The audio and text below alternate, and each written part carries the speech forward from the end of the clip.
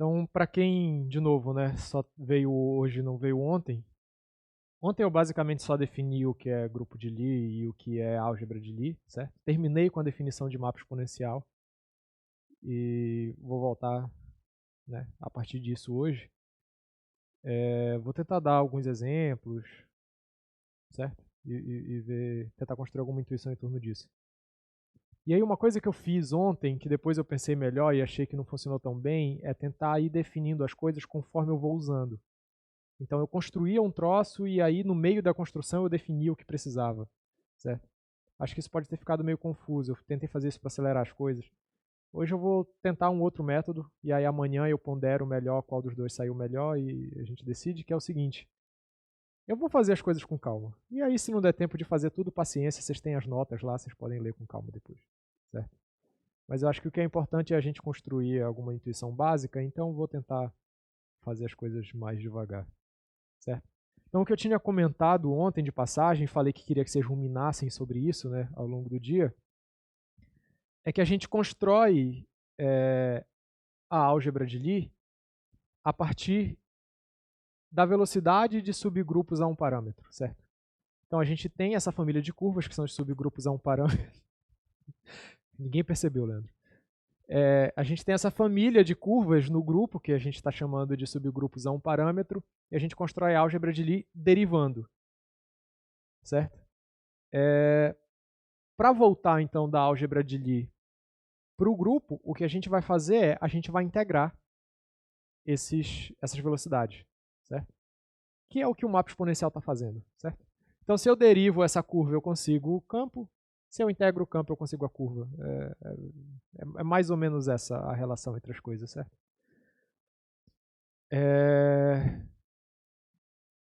Vamos tentar ver um exemplo meio prático de como isso acontece, né? Bom, uma coisa que eu conversei ontem,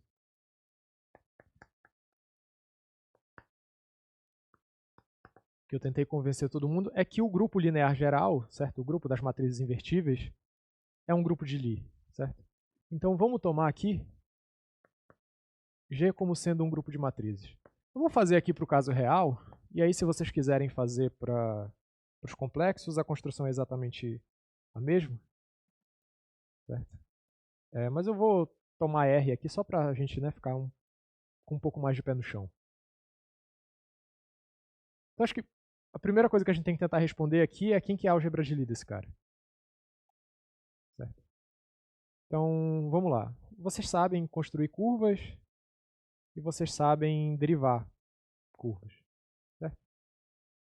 Então vocês já estão aptos. Qualquer aluno de cálculo tem ferramental suficiente para fazer isso aqui. Certo? Não é para ser nada de outro mundo.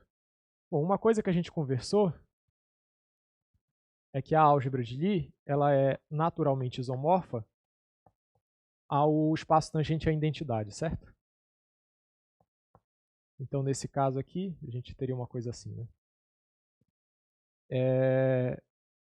Quem que é esse cara? Se eu pego as curvas em G e derivo elas e avalio na identidade, certo? Que tipo de coisa eu encontro?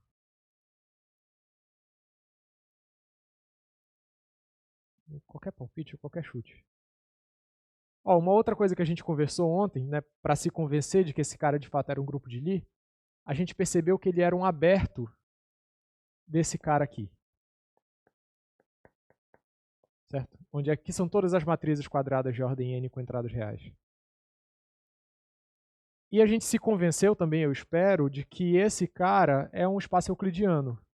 Isso aqui nada mais é, bom, talvez um isomorfismo aqui seja mais adequado, do que uma coisa do tipo Rn quadrado.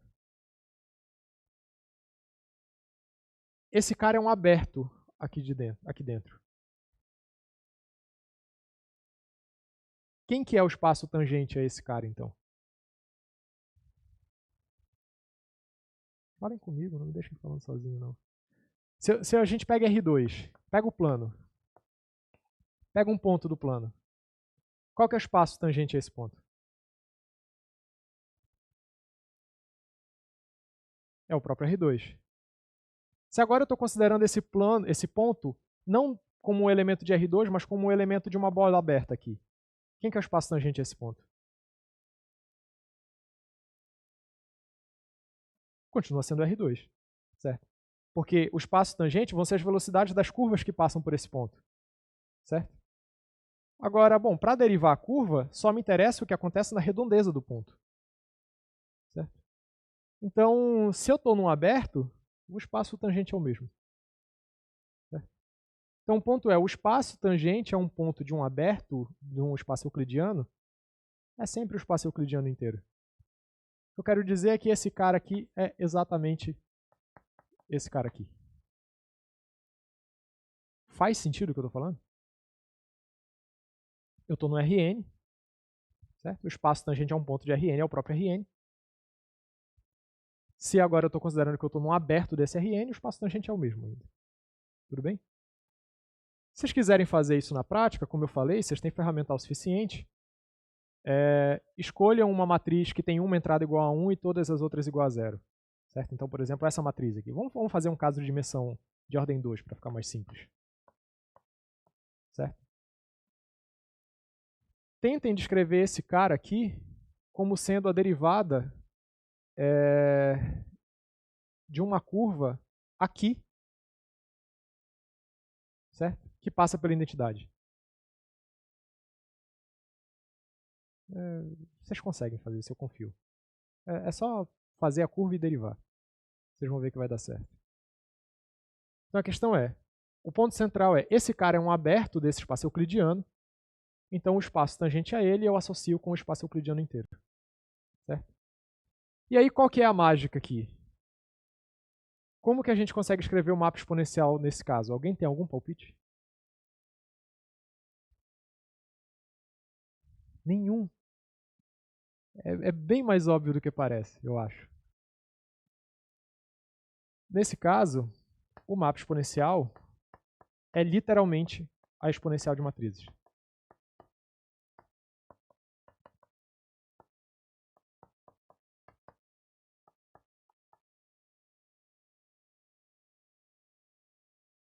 Tudo bem? Não é à toa que chama o mapa exponencial. Via de regra, a gente vai trabalhar só com grupos matriciais, então sempre que eu estiver falando de mapa exponencial, vocês podem pensar nisso aqui. Certo? De novo, existem alguns grupos de Lie que não são matriciais, de tal forma que a construção adequada é essa aqui, certo? Mas, para a intuição, é suficiente pensar sempre em matrizes. E como é que a gente pode se convencer de que isso aqui é verdade?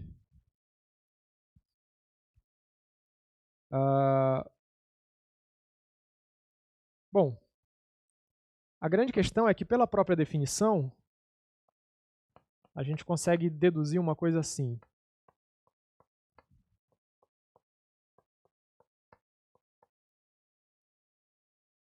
Certo? Então, associado ao elemento x aqui da álgebra de Lie, eu tenho subgrupo a um parâmetro aqui, certo? Φ de x. De tal forma que se tem um parâmetro real, esse cara me dá uma curva no grupo, que é exatamente esse subgrupo a um parâmetro.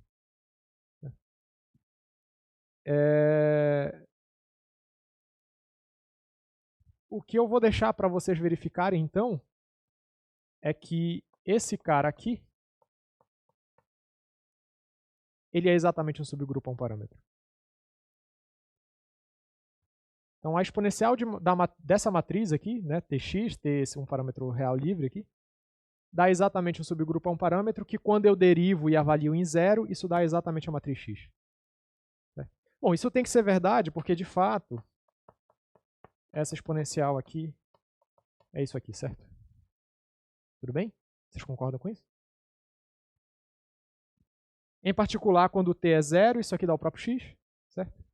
Então, isso, de fato, é uma curva que, no instante inicial, tem velocidade x. Certo? O que vocês têm que verificar é que essa matriz aqui vai ser invertível, né, etc. E é fácil de calcular a inversa dela, eu acredito. E que é um subgrupo a um parâmetro, certo? Tu pode fazer um desenho disso tudo aí? Fazer um desenho? desse mapa Eu exponencial. consigo fazer, mas eu não sei se é nada muito ilustrativo. Mas a ideia é tentar fazer uma coisa mais ou menos genérica aqui. Então a gente teria uma superfície aqui, que seria o meu grupo, certo? Vou fazer algo um pouco mais delicado aqui.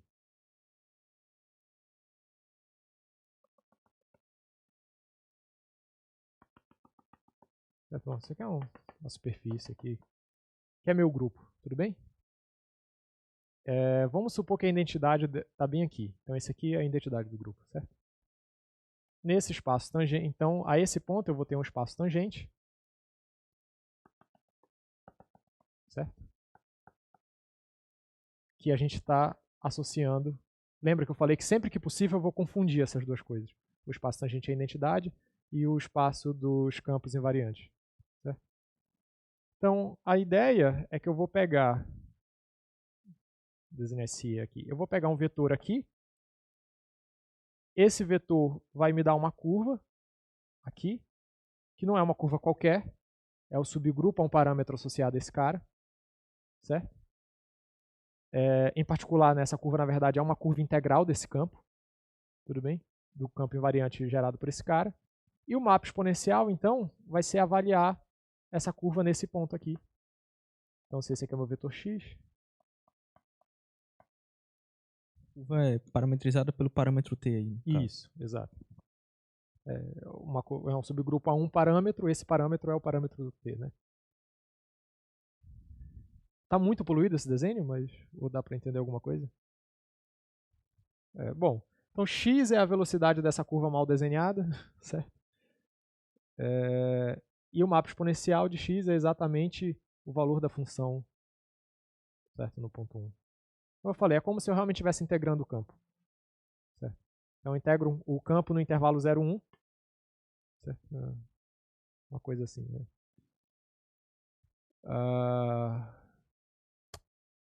Fechou? Faz sentido mais ou menos? Tenta pensar em termos de exponencial de matriz mesmo, tudo bem? Então, o que eu estou afirmando é que coisas desse tipo aqui são subgrupos a um parâmetro. Certo? E aí tu pode fazer a conta e ver que dá certo. Certo?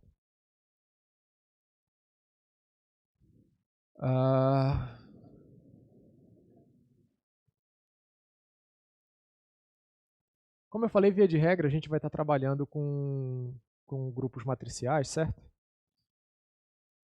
Vamos pegar alguns subgrupos importantes desse carinha aí. Esse carinha, no caso, o GLN. Para fazer computação quântica, coisas assim, a gente vai gostar bastante dos compactos, né? Então vamos pegar o que seria talvez o grupo compacto mais natural, o primeiro deles, que é esse cara aqui. Certo? Esse cara são todos os elementos do GLNC agora, certo? Porque estou trabalhando com uma forma hermitiana, certo? Pegando os unitários. São os caras que preservam a forma hermitiana, né? Que quer dizer na prática que vale isso aqui. Certo? O inverso é o próprio conjugado. Quando a gente vai olhar para... detalhe. Esse cara aqui tem uma notação meio canônica também, que é essa coisa gótica aqui. É o GL, só que escrito minúsculo e gótico, né? A gente vai sempre fazer essa escolha de notação para representar a álgebra de Lie, certo? Vai tentar usar a mesma notação do grupo, só que gótico e minúsculo. Então, a álgebra de Lie desse cara vai ser o quê? Alguém tem algum palpite? Vamos pensar um pouquinho. Vocês já almoçaram bem?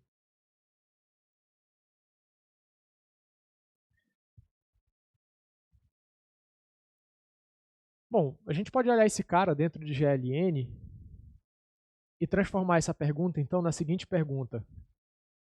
Quais matrizes quais matrizes que estão aqui, quando eu exponencio, vira uma matriz unitária. Certo? Bom, de fato não é todo mundo, certo? Não vai ser verdade sempre. Que subespaço daquele cara vai satisfazer essa propriedade? Quando eu exponenciar, vai dar uma coisa unitária. Bom, vou dar a resposta aqui e vou deixar vocês tentarem pensar no porquê.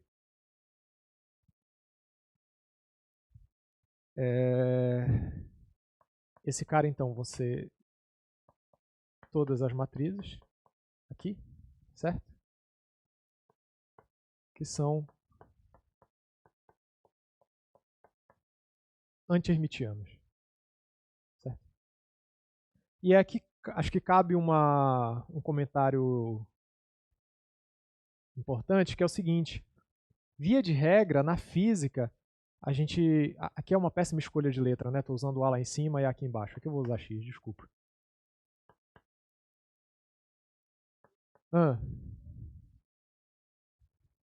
NC, desculpa. Perdão. Foi só... Obrigado.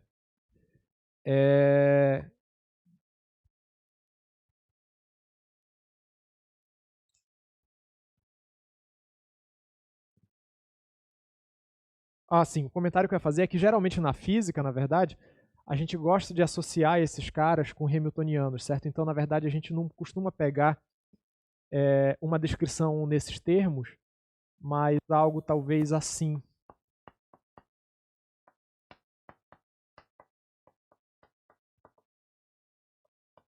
Tal que o H é hermitiano.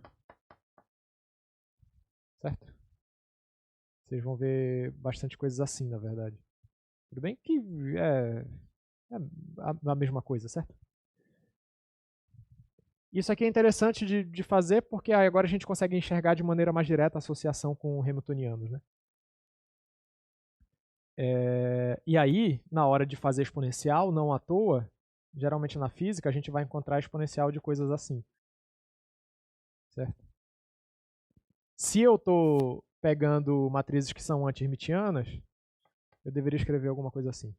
Tudo bem? Mas, no geral, quando a gente está fazendo física também, a gente não está muito interessado em fases globais, porque, a princípio, isso não deve importar muito para os nossos estados, certo? Então, em vez de lidar com o N, a gente vai tratar bastante com este rapaz aqui, que é todo mundo que está dentro do N, só que tem determinante unitário. Preserva a orientação em algum sentido, certo? Eu estou jogando fora fases globais aqui. Certo? Eu vou olhar, então, para a álgebra de Lie desse cara como alguém que está aqui dentro, né, que em particular está dentro de todas as matrizes, aqui.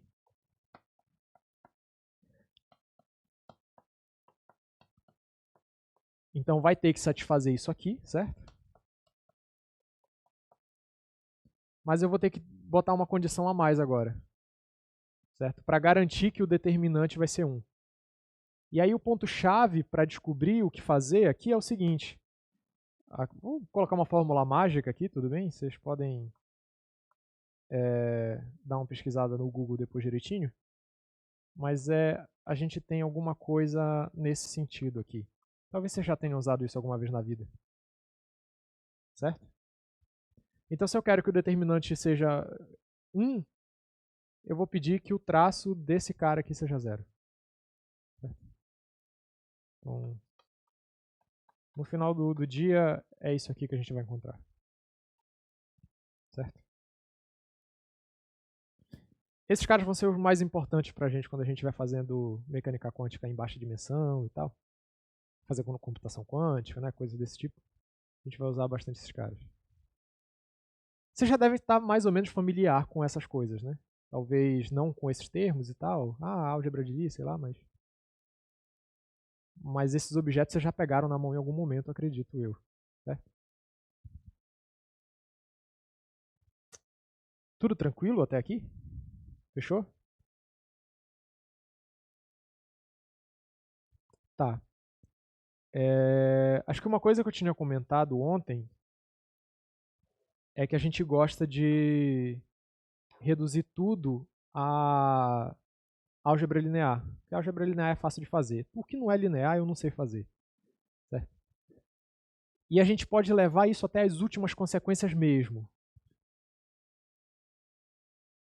Em particular, na hora de tentar entender como funciona um grupo de Lie, eu posso, por exemplo, me perguntar até que ponto esse grupo pode ser ou não um grupo matricial.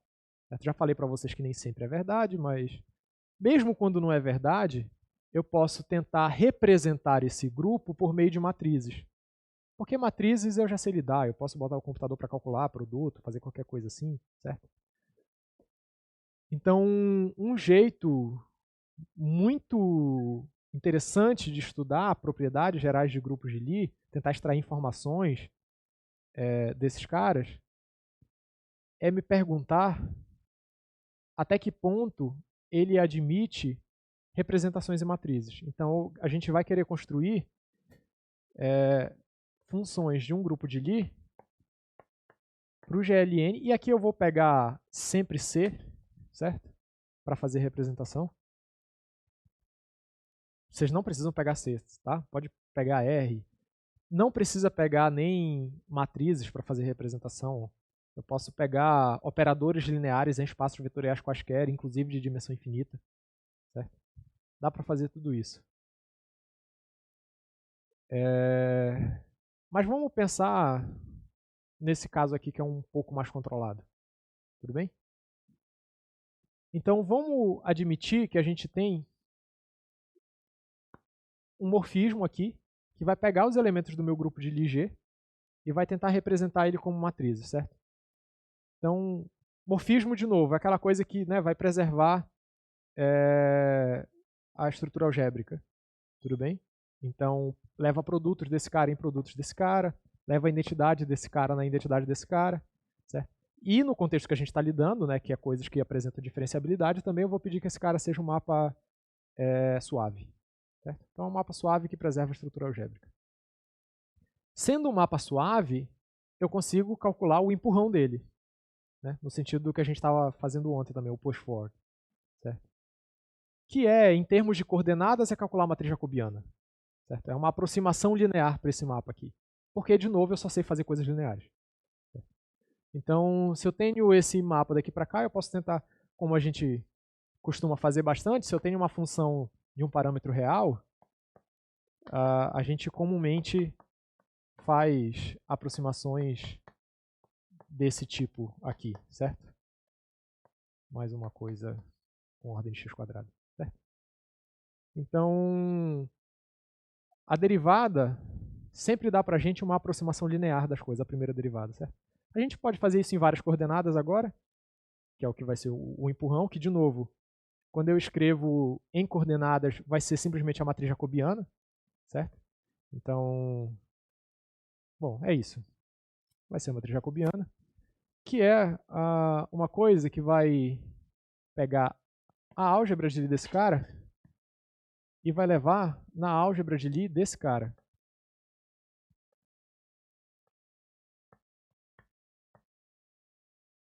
Certo? E eu vou denotar aqui, como já estava fazendo ontem, usando estrela. Certo? Então, se vocês quiserem pensar a coisa de um jeito mais geométrico, eu posso ter meu G aqui e eu tenho uma curva aqui, certo? Que passa pela identidade.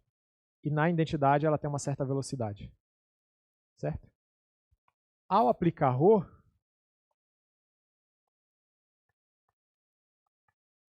eu vou ter agora uma curva aqui, que é a imagem desta curva por ρ, certo? Que passa na identidade desse cara com uma certa velocidade. O que o ρ estrela está fazendo é pegando essa velocidade e levando nessa velocidade. Certo? De novo, em termos de coordenadas, é a matriz jacobiana e vocês já sabem fazer isso desde o cálculo 2. A questão é, eu tenho um mapa daqui para cá. e também um mapa daqui para cá, que é o mapa exponencial. Certo? O resultado interessante é que esse mapa exponencial ele é natural. O que significa o seguinte.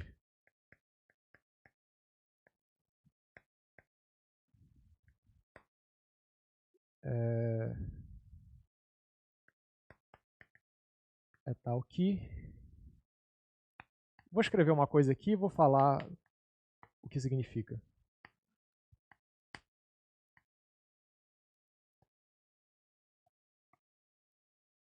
Então,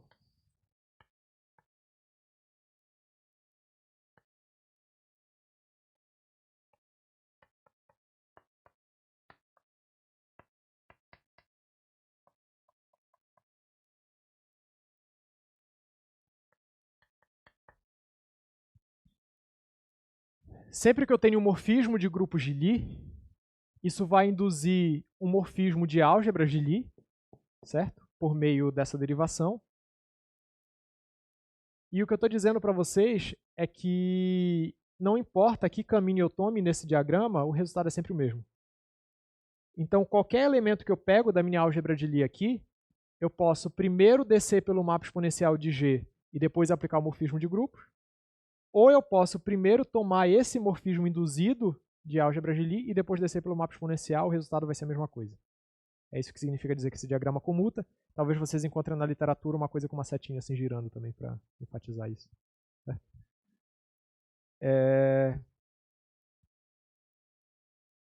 Então, o que eu estou tentando dizer para vocês é que sempre que eu tenho morfismo de grupos de Lie, eu consigo induzir morfismo de álgebra de Lie. Em particular, sempre que eu tenho uma representação do grupo, eu consigo uma representação da álgebra em matrizes, certo? De novo, se esse grupo não é matricial, isso aqui, certo, vai ser muito qualquer coisa. Mas se eu tenho uma representação matricial desse cara, eu consigo uma representação matricial desse cara também. E a partir disso, eu consigo associar essas duas coisas usando o mapa exponencial de uma maneira bastante coerente, certo? Mas eu sou tão viciado em álgebra linear que eu quero fazer o contrário. Porque aqui é um morfismo de grupos. Isso aqui, a princípio, é muito complicado, mas isso aqui é espaço vetorial. Isso aqui é um mapa linear. No sentido de álgebra linear mesmo. Certo? É uma transformação linear. Então eu quero fazer o contrário. Eu quero pegar uma representação desse cara e, a partir disso, construir a representação do grupo. E a questão natural, então, é: dá para fazer isso sempre? A resposta, obviamente, é não. Porque, às vezes, Deus gosta de se manter incógnito. Né? Então, não é sempre que as coisas dão certo desse jeito. Certo?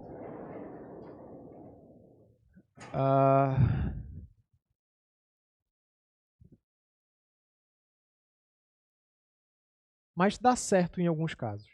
Certo?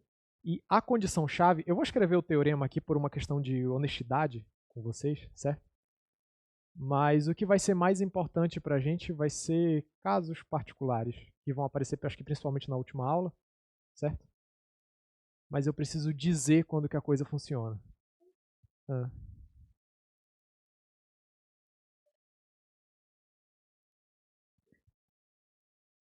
Não, isso aqui é verdade sempre. Porque aqui o que eu estou fazendo é, dado esse morfismo de grupo, eu estou induzindo o morfismo de álgebra. Eu quero fazer o contrário agora. Dado o morfismo de álgebra, induzir um morfismo de grupo. Entendi. Não. Esse cara é induzido por esse. Aí eu quero fazer o contrário agora. E aí eu vou escrever o teorema, a gente vai encarar ele um pouco e tentar encontrar alguma resposta para a nossa existência nessas palavras aqui. Então,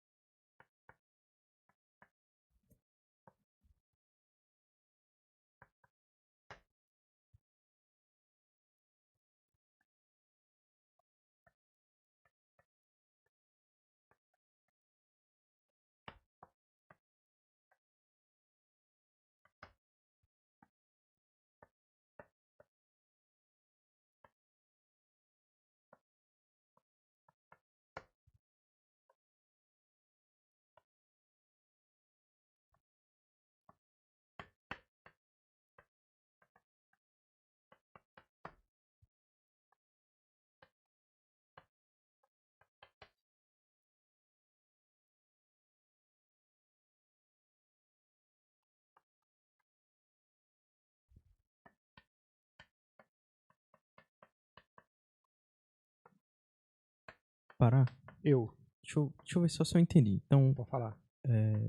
você sabe fazer o morfismo de um grupo G para um grupo H, e isso induz na álgebra um morfismo de uma álgebra de G para uma álgebra de H. Isso. É só isso. Isso. Beleza. Eu sei sair do grupo para álgebra. Tá. O que eu tô perguntando é até que ponto eu consigo fazer o contrário. Tá. E aí a condição importante aqui é que o grupo seja simplesmente conexo. O que significa na prática que ele não tem buracos. Certo? Essa é uma noção um pouco comum de simplesmente conexo. Certo? Existe uma definição precisa, que é tu calcula o grupo fundamental, esse grupo fundamental tem que ser trivial, etc. Mas na prática o que significa? Põe um círculo lá dentro. Eu consigo contrair esse círculo para um ponto? Não, essa é a parada. Nem todo grupo de Lie é simplesmente conexo. Certo? Então essa é a questão. Ele vai ser simplesmente conexo se eu consigo contrair o círculo para um ponto. Certo? Então, eu ponho um círculo lá dentro e vou deformando esse círculo. Certo? Por que isso está associado à existência ou não de buracos?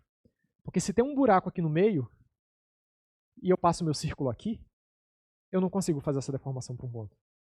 Porque para deformar esse círculo para um ponto, eu vou precisar passar pelo buraco. Certo? E, bom, isso é um buraco, não existe nada ali, então eu não consigo fazer isso. Por isso a associação de simplesmente conexo com não existência de buracos. O que eu quero que vocês levem daqui? Esse cara é simplesmente conexo. Graças a Deus. Esse aqui não, mas esse aqui é sempre. Certo? Então, a primeira coisa que é importante da gente ter em mente é que eu consigo descrever todas as representações de SUN fazendo álgebra linear. Certo? Porque eu só preciso descrever as representações da álgebra de SUN. Então, no fundo, o que eu quero é estudar transformações lineares desse cara para outros conjuntos de matrizes, certo? Tal que o comutador aqui vá no comutador lá. Traço na outra álgebra tem que ser igual a zero também? Vamos chegar nisso já. Vou tentar responder alguma coisa assim já já. Então, o importante é, graças a Deus, nas condições que a gente tem interesse, as coisas dão mais ou menos certo. Tudo bem? Bom, mas tudo que eu estou dizendo aqui é que é mais fácil descrever essas representações de álgebra, porque é calcular certas transformações lineares, certo? Do que calcular as representações do grupo. Eu ainda não estou dizendo como é que a gente faz isso. E veja, dizer que é mais simples não significa dizer que é fácil de verdade. Certo? Aí tem toda uma teoria da representação, que estão resumidas, mas acredito eu, estão bem descritas nas notas. Certo? Eu não vou fazer aqui, porque a gente teria que desviar muito o caminho, falar sobre raízes, pesos, talvez vocês já tenham ouvido falar alguma coisa, né, nesses termos, raízes, pesos, álgebra simples, etc. Não vou fazer isso por uma questão de tempo, mas de novo, acho que lá nas notas está tudo direitinho. Vocês podem ler o livro do Humphreys ou do Fulton, que acho que fazem bem essas coisas. O que eu quero que vocês guardem é, a gente sabe fazer isso para SUN muito bem. E na última aula eu vou mostrar jeitos, com diagramas inclusive, de fazer isso. A gente vai desenhar uns quadrados e esses quadrados vão dar todas as informações que a gente precisa. Certo? O que eu quero hoje é terminar essa aula com vocês convencidos de que SUN é muito legal, que tudo dá certo para ele.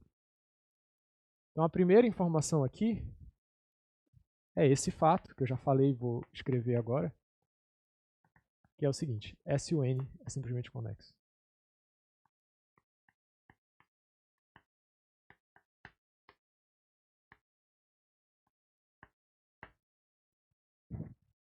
Tá. Bom.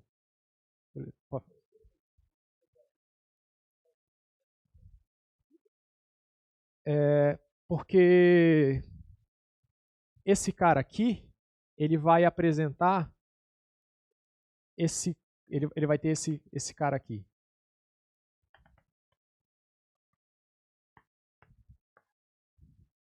Isso aqui é tipo um círculo dentro desse cara. Certo? Tu concorda que essa aqui é uma matriz unitária? Perfeito. E concorda que ela é tipo um círculo? Porque todas as entradas são elevado a i θ, certo?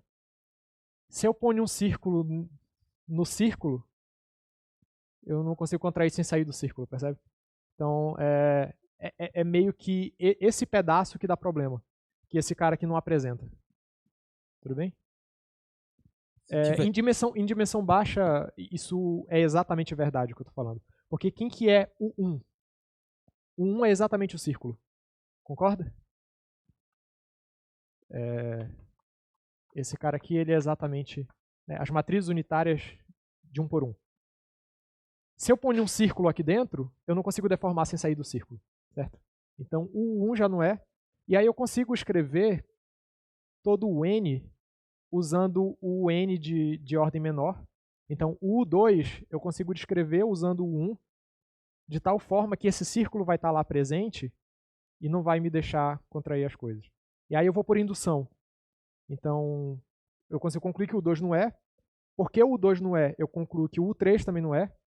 Porque o 3 não é, eu concluo que o 4 também não é. E tudo por causa desse círculo aqui. Esse cara não vai apresentar esse problema. Fala alguma coisa? Tá. Então, beleza. Essa aqui é a primeira informação. E, de novo, eu sei que eu não estou cumprindo, eu estou só prometendo. Mas na sexta-feira a gente vai ver como é que faz isso de um jeito mais claro. Eu quero apresentar outros fatos agora sobre o SUN que são importantes. Certo? E eu vou fazer isso num contexto um pouco geral, falando de grupos compactos. Certo?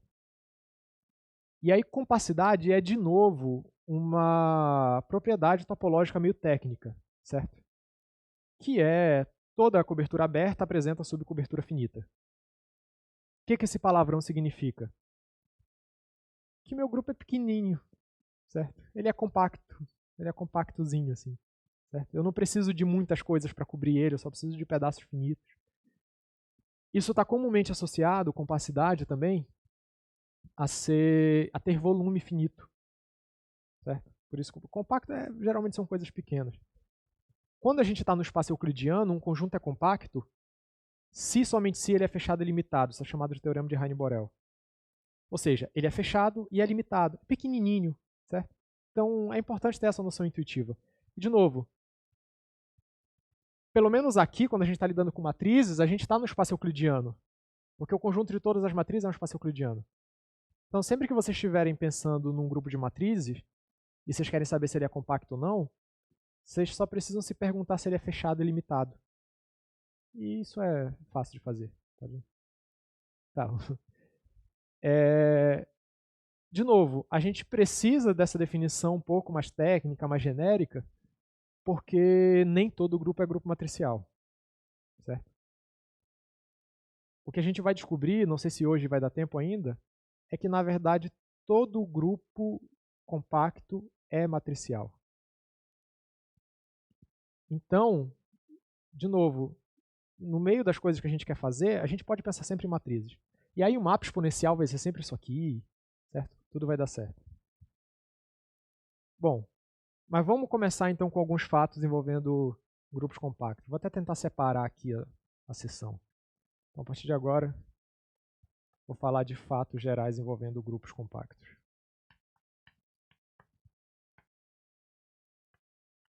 E como eu tinha prometido também na primeira aula, eu estou fazendo a coisa sempre de um jeito meio ferramental, então não vou estar provando muito. Vou enunciar o teorema, tentar dar uma noção intuitiva e dizer o que sai dele. Certo? A primeira coisa importante é que, bom, então a partir de agora, G vai ser sempre um grupo de Lie compacto, certo?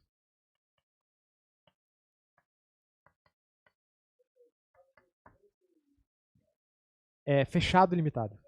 Isso. Bom, então esse cara, ele vai possuir uma coisa que a gente chama de integral de Haar.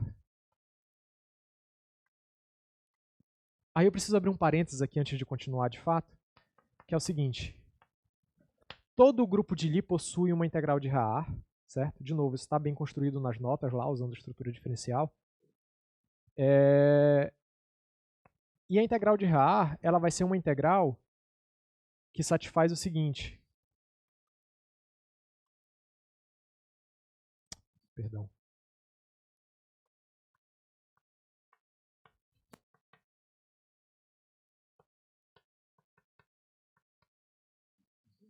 Certo? Então, sempre que eu pegar uma função integrável,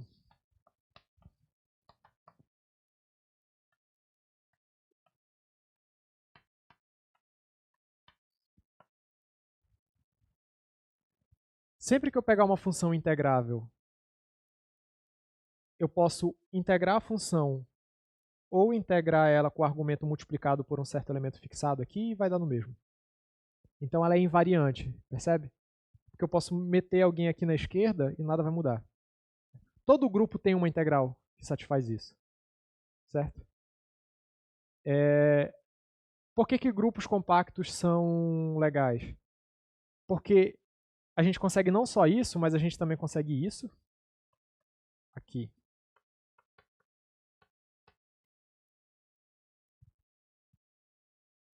Eu posso mexer à esquerda ou à direita e dá certo. Eu também consigo uma outra coisa. Vou chamar isso aqui de 1.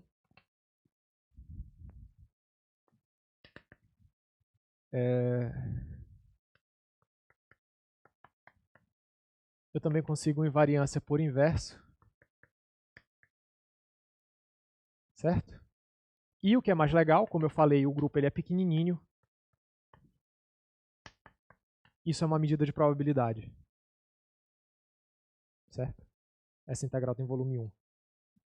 Então ela é super invariante. Eu posso mexer quase que do jeito que eu quiser aqui dentro. Isso não vai alterar o valor da integral.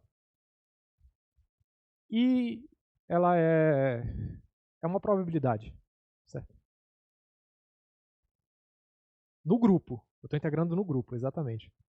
Estou integrando no grupo. Isso aqui, de novo, para toda f integrável. Né?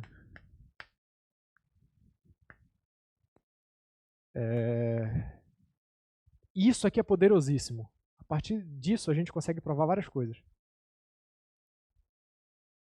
Isso induz alguma coisa na álgebra, algum tipo de integral na álgebra, sei lá, devido aos morfismos?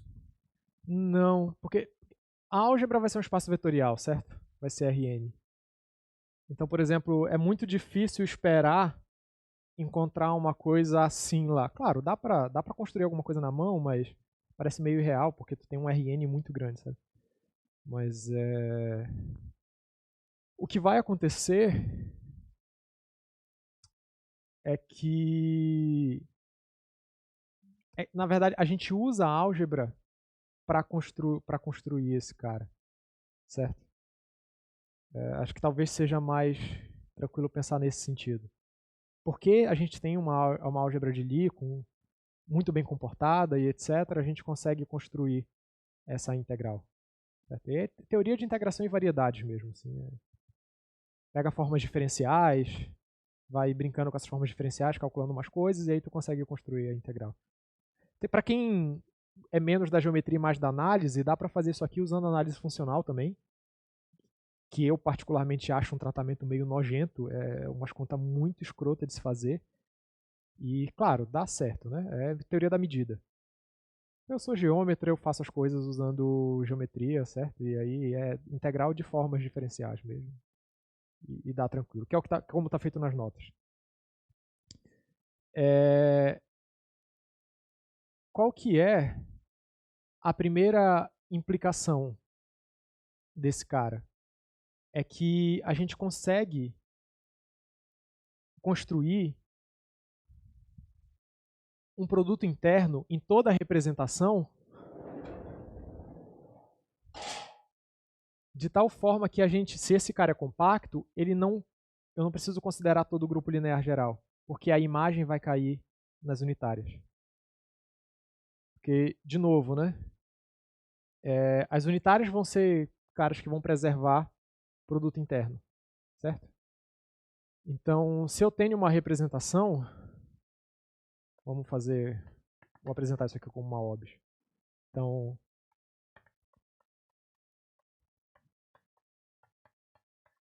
se Rô é uma representação, o que eu estou dizendo para vocês é que Roger atua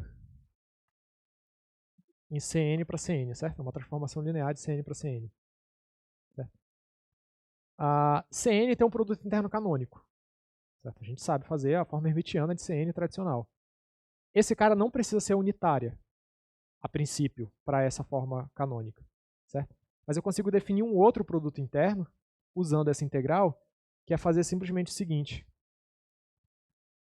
Eu digo que o produto interno entre V e W é simplesmente essa integral aqui.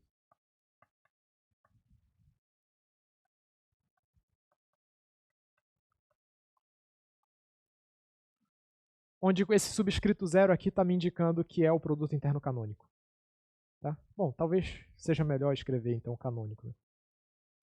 Então pega o produto interno canônico e define esse troço aqui. Certo? Percebam, isso aqui é uma função que para cada g cospe um número. Certo? Vai ser contínuo, etc. Dá para integrar. Então eu integro. Isso vai dar um número, aí vocês abrem as contas, vão ver que satisfaz o produto interno. E por causa disso aqui, cadê? Por causa disso aqui, a gente consegue concluir que Roger preserva esse produto interno. A questão é, em CN, todo o produto interno é equivalente. Em RN, CN, tanto faz. Né? Espaço vetorial de dimensão finita, todo o produto interno é equivalente. Então, em vez de ficar com esse produto interno, eu fico com esse. E aí, agora eu tenho que a minha representação é unitária. Então, todo o grupo compacto, na hora que eu estou fazendo a representação dele, eu posso fingir não, né? Eu posso escolher unitárias, porque sempre dá para fazer isso. Certo? Então, eu posso considerar que toda representação de grupo compacto é unitária. Certo? Aí, uma coisa que é legal é que eu consigo fazer o grupo de Lie atuar na própria álgebra de Lie, pelo que a gente chama de representação adjunta, que é uma coisa que eu estou empurrando aqui, não estou falando muito, mas dá para fazer. Essa representação adjunta eu posso escolher como sendo unitária. Fazendo essa brincadeira, o que eu consigo fazer é colocar no meu grupo de Lie uma métrica riemanniana que é invariante pela rotação do grupo nele mesmo. Certo? Então, se eu faço o grupo multiplicar ele próprio, essa métrica riemanniana é bem preservada por essas rotações. Tudo bem? E aí, quando eu estou fazendo geometria riemanniana, alguém aqui é da relatividade ou de alguma coisa parecida? Ninguém. Tá, ótimo. Bom, algumas pessoas colaram na aula do Lucas hoje, né? Se bem que ele não falou disso também. Mas tudo bem. O ponto é, existe uma noção natural de mapa exponencial na geometria riemanniana também. Que é, aqui, como que a gente define o mapa exponencial? Eu tenho uma família muito especial de curvas e defino o mapa exponencial como a valoração dessas curvas. Em geometria riemanniana, a gente também tem uma família muito especial de curvas, que são as geodésicas. Certo? E eu consigo definir um mapa exponencial de uma forma muito parecida, pegando valoração de geodésicas. Nessa construção toda, o que a gente consegue fazer é que essas coisas coincidem. E aí acho que isso tem mais ou menos a ver com uma pergunta que tu tinha feito ontem. Mais ou menos, assim. Tem algum resquício ali de alguma coisa. Então esses mapas exponenciais vão coincidir. E aí eu vou invocar um canhão agora, que chama Teorema de Hopf-Rinow. O que o Teorema de Hopf-Rinow vai dizer pra gente, e eu juro que essa é a forma mais intuitiva que tem. Tem jeitos de provar isso fazendo conta na álgebra, e é um pesadelo. Eu juro que essa é a forma mais intuitiva que eu conheço de apresentar esse fato. O Teorema de Hopf-Rinow diz pra gente, é fácil de provar Hopf-Rinow, não é muito complicado não. Ele diz pra gente que o mapa exponencial em variedades compactas é sobrejetivo. O mapa exponencial riemanniano. Mas as coisas estão coincidindo, o mapa exponencial riemanniano com o mapa exponencial de grupo de Lie. A conclusão que eu estou tirando é que o mapa exponencial de grupo de Lie para grupos compactos é sobrejetivo. Então, eu vou enunciar aqui de um jeito meio prova por intimidação, quer dizer, segue diretamente, é fácil ver, certo? Então, a gente tem esse teorema aqui para grupo compacto.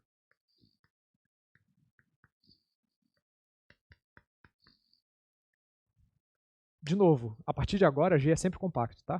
O que eu escrevi ali. Então, o mapa exponencial de G é sobrejetivo. Ou seja, todo elemento do meu grupo é exponencial de um elemento da álgebra. Existe um cara na álgebra que, quando eu exponencio, dá o meu elemento do grupo. Vocês já sabem disso para alguns casos específicos. Por exemplo, comentei mais cedo, né, na conversa com o Santiago, que o 1 é o círculo. Certo? Quem que é a álgebra de Lie de 1? São as matrizes 1 por 1 que são anti-hermitianas. Ou seja, é todo número dessa forma aqui. Vocês já sabem que todo elemento de 1 é exponencial de um cara desse. Certo?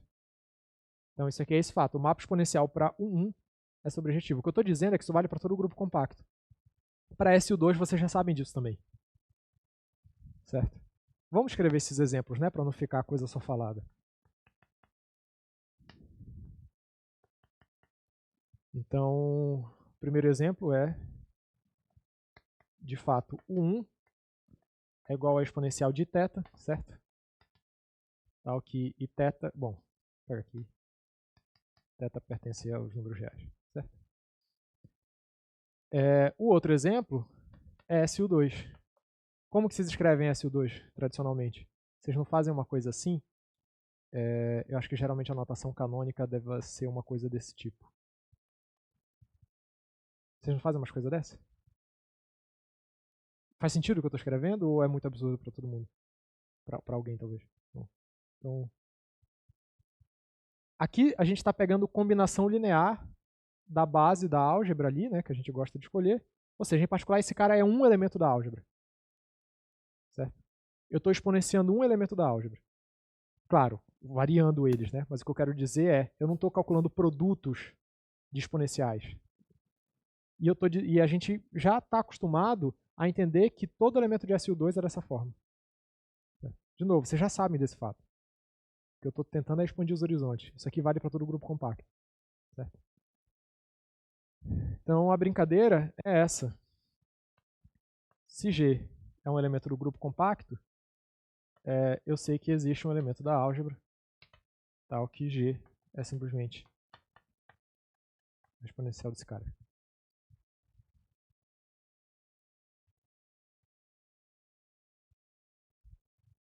Então, SUN é não só simplesmente conexo, como é compacto, certo?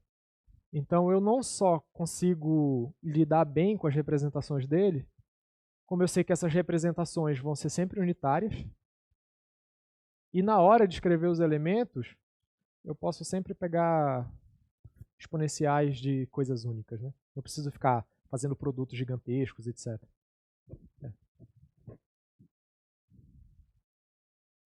Tudo bem? Quem que foi? Ah, o Nain. Pode falar. Uhum. Tá desligado o microfone, eu acho.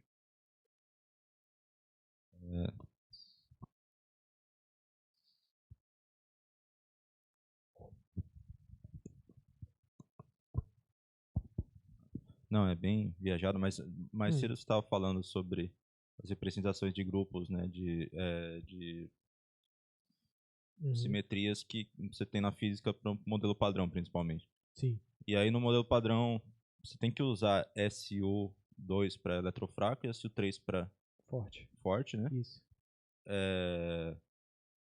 E aí eu sempre me perguntei por que não só unitária. Então, o motivo é justamente porque você pode fazer aquele tipo de representação, ou você sabe algum motivo? É que, bom, para a unitária também vai valer que o mapa exponencial é sobrejetivo, porque também é compacto. A princípio, a resposta que eu tenho para dar é meio a natureza funciona assim. Então, sim. Mas acho que... Então,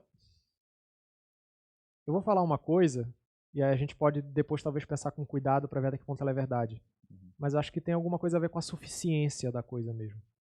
Tipo, é suficiente considerar SU3, SU2 na hora de estar fazendo spin, certo? Porque isso já vai me dar tudo que eu preciso para passear entre os estados que definem a carga da interação. E aí a parada é que como o SUN é simplesmente conexo, eu consigo usar todo esse ferramental na hora de escrever as representações para o N. Bom, eu consigo construir as representações de UN a partir das representações de SUN, dá para fazer isso.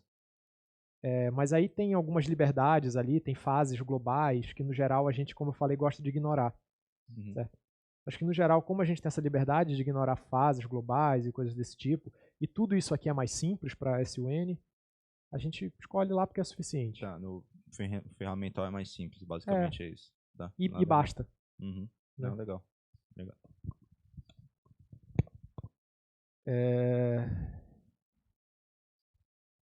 Tudo bem, então vou seguir fazendo mais uma observação aqui que eu não vou nem escrever, vou só falar. Eu gosto, acho que mais de falar do que de escrever dá muito trabalho. Vocês que se virem para anotar se quiserem. Eu falei que a gente está pensando em representação sempre desse jeito, né, em termos matriciais, mas não precisa. Eu posso definir representações como sendo G atuando em qualquer espaço vetorial, por meio de operadores lineares. Certo? Tem um teorema muito elegante, o teorema já era conhecido antes, mas a demonstração é uma demonstração que veio... Não é a primeira demonstração do fato, certo? É uma demonstração que apareceu depois do fato já ser conhecido, que é devido a um matemático brasileiro chamado Leopoldo Narbin. E ele prova que para grupos compactos, usando a integral de Haar, é suficiente considerar representações finitas, de dimensão finita. A gente não precisa fazer nada além disso. Está referenciado nas notas lá também. Acho que vale a pena dar uma olhada até por uma questão de história, assim. E é muito elegante. Por que eu estou falando isso? Eu quero só enfatizar essa coisa de, bom, integral de Haar vai dar muita informação para a gente. Essas invariâncias todas aqui são muito importantes. E aí eu quero seguir em direção a um teorema agora chamado Teorema de Peter-Weyl. Se vocês quiserem me interromper a qualquer momento, quanto tempo a gente está já? Quero isso agora? Deu 1 hora agora? Vocês estão de boa? Fazer mais 30 minutos? Como é que vocês estão?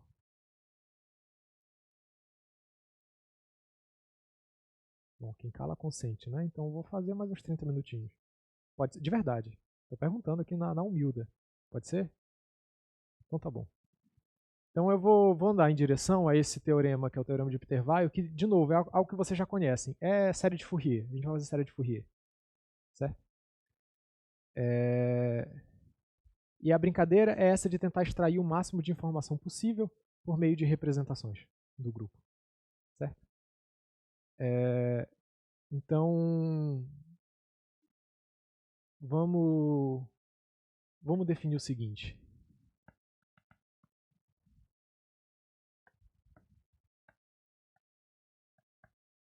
Uma representação ρ. A partir de agora eu posso pegar só a unitária, né? O N é irredutível.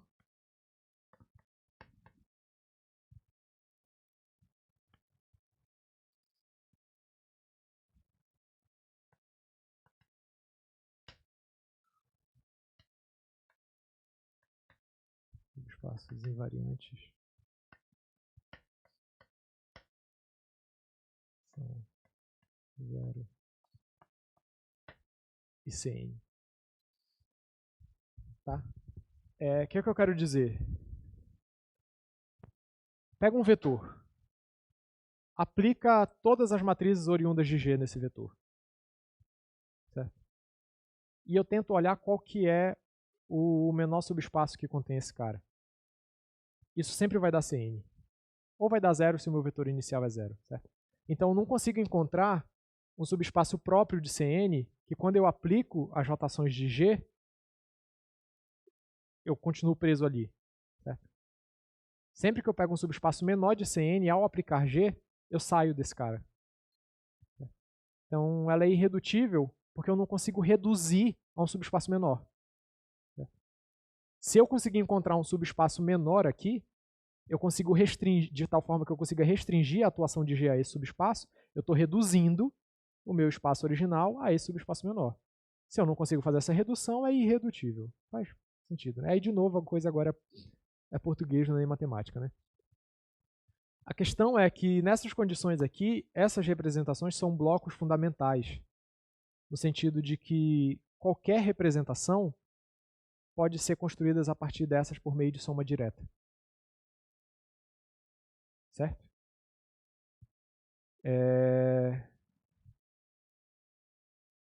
Então, fato, certo? Toda representação de G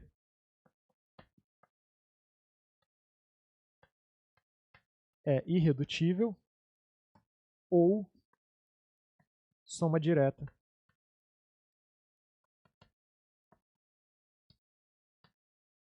de irredutíveis. Bem, se eu consigo encontrar um subespaço menor, eu quebro a minha representação daquele subespaço no complemento ortogonal dele e tudo dá certo. Então esses caras, como eu falei, são blocos fundamentais, então são só para essas que a gente vai olhar. Certo? A questão é que quando eu olho para as representações irredutíveis, todas elas, eu ainda tenho um conjunto muito grande. Porque o que eu posso fazer é simplesmente aplicar uma mudança de base em Cn. Isso, se eu aplico uma mudança de base, eu mudo a forma com que eu expresso minhas transformações lineares. Certo? Uma matriz vira outra matriz. Mas se é só uma mudança de base, a coisa é a mesma. Certo?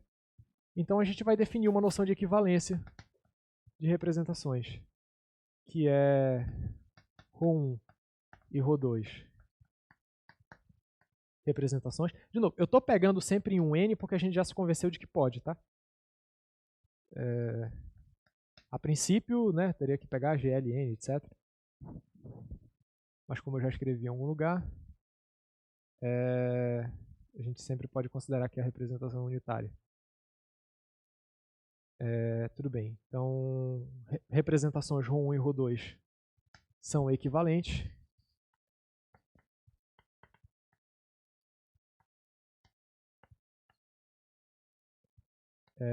Se existe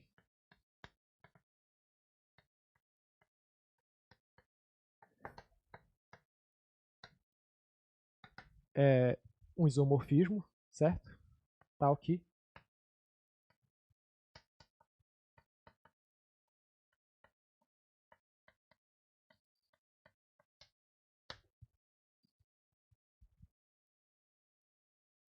tudo bem? Ou seja, essa matriz é só essa matriz em outra base. Isso aqui, obviamente, tem que valer para todo G, né? Então, expressão equivalente.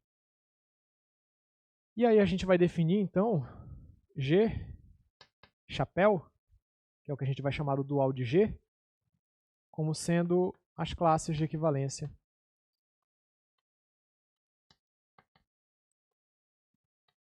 de representações irredutíveis. Ou seja, eu escolho para cada classe de equivalência de representações alguém. E olho só para ela. Eu não preciso olhar para as outras que são equivalentes a ela, porque elas são a mesma representação, só numa base diferente. Certo?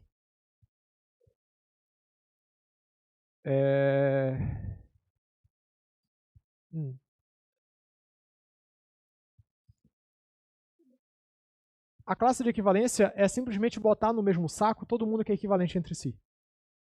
Então, uma classe de equivalência é um conjunto, na prática, né? Formalmente é um conjunto que tem todas as representações são equivalentes entre si. Certo? Exatamente. Então, por exemplo, eu defino a relação de equivalência que é dois estados são equivalentes se eles diferem por uma fase global. A classe de equivalência é todos os estados que só mudam por uma fase.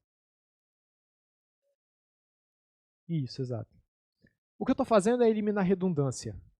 Certo? Eu estou eliminando redundância.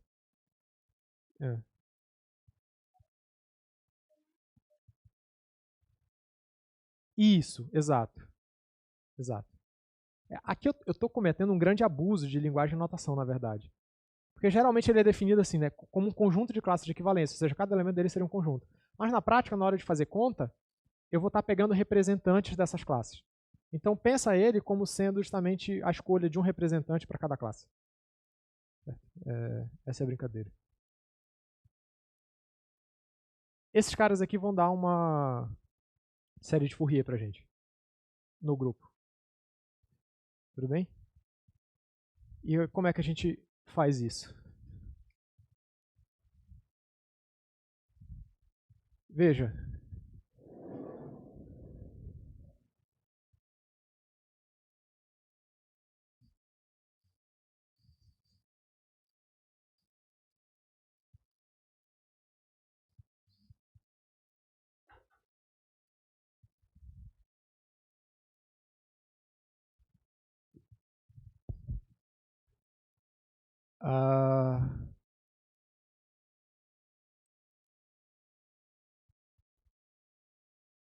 Vamos definir esses carinhos aqui.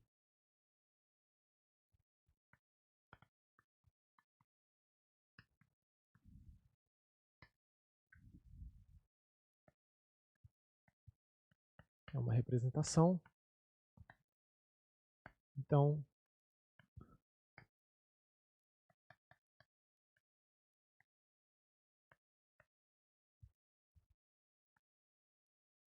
coeficiente de Rho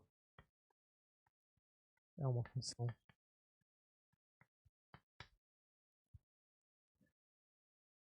da forma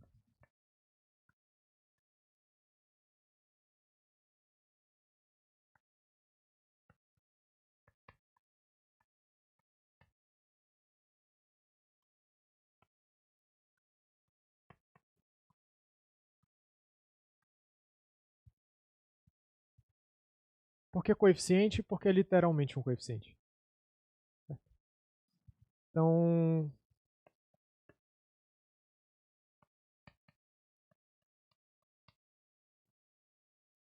eu pego vetores no meu espaço vetorial e calculo a componente de ρg aplicada em W na direção de V. Esse coeficiente. Essas vão ser as funções importantes para a gente, para fazer a série de Fourier. Tudo bem? É VW. Isso. São esses caras aqui. Tudo bem? São essas funções que a gente vai usar para construir a base de Fourier. Fechou? Acho que a gente pode ficar por aqui, então. Certo. Faz sentido essa definição? Vocês conseguem enxergar essas funções como sendo esses coeficientes só?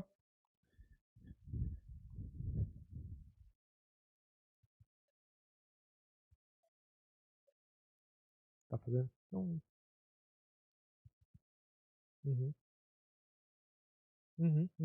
Bom, se quiser perguntar qualquer coisa agora. Mas acho que talvez isso aqui seja a parte que pareça mais o porquê que esse cara está fazendo isso.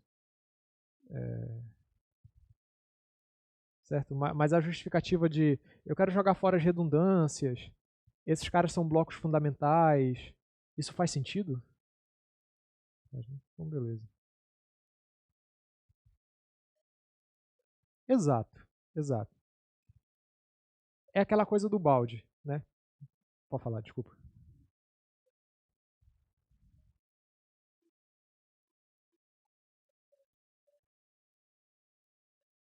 Uhum. Uhum.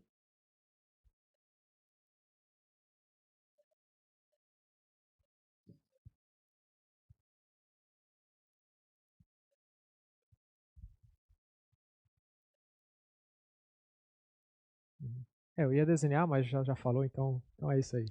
Sim. Essa é a brincadeira. Então, como eu estava falando, é aquela história do balde, no sentido de a gente quer reduzir para coisas mais simples, certo? Coisas que talvez a gente já conheça. Então, né, a gente começa pensando, tá, talvez meu grupo seja muito escroto. Será que eu consigo transformar ele em matrizes? Que matriz eu consigo, inclusive, botar o computador para fazer conta? E aí, por isso eu começo a olhar para representações. Quando eu começo a olhar para representações, pelo menos para o caso compacto, eu consigo simplificar mais ainda e pensar que essas representações são sempre unitárias. Aí, sendo unitárias, isso é uma coisa que eu meio que coloquei embaixo do tapete, mas é justamente porque são unitárias, eu consigo essa associação de, olha, ou esse cara é irredutível, ou ele é soma direta de irredutível. Então, em vez de olhar para todas as representações, eu pego o que são os tijolos básicos ali. Por isso que eu defino irredutível. E consigo olhar só para elas. Mas, e de novo, todas as irredutíveis é muita coisa. Então, vou jogar fora a redundância. Aí eu defino essa equivalência e pego só a classe de equivalência. Certo? Isso. Exatamente.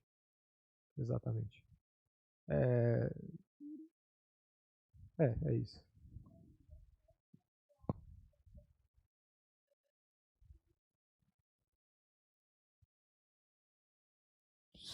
Sim, no certo sentido dá sim. Dá sim. Talvez não seja tão objetivo direto como tu gostaria, mas no sentido dá para fazer. Uma coisa que se usa muito em grupo finito é a noção de caráter, por exemplo, né? Para verificar se duas representações são equivalentes, ou até se dá para decompor elas, coisas desse tipo. O teorema que eu vou enunciar, ele vai ajudar a gente a entender justamente por que isso é verdade. Né? Então sim. Porque aí uma coisa que a gente vai... Bom, aqui eu antevendo um pouco, né? Uma função interessante que a gente pode considerar é essa função aqui.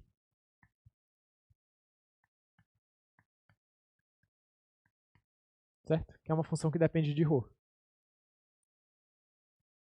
E o que a gente vai ver é que essa função determina a classe de equivalência de ρ, por exemplo. Certo? Então, que é uma coisa muito feita para spin, inclusive. Então, se na hora que eu olho para esse traço, eu vejo que essa função não é uma função que vem das irredutíveis, eu já sei que eu consigo reduzir ela. E aí o teorema de Peter-Weyl vai me dar uma decomposição ortogonal que vai me ajudar a fazer isso. De novo, talvez não seja tão direto e objetivo como tu gostaria, mas dá para fazer. Tem essa relação. Pergunta?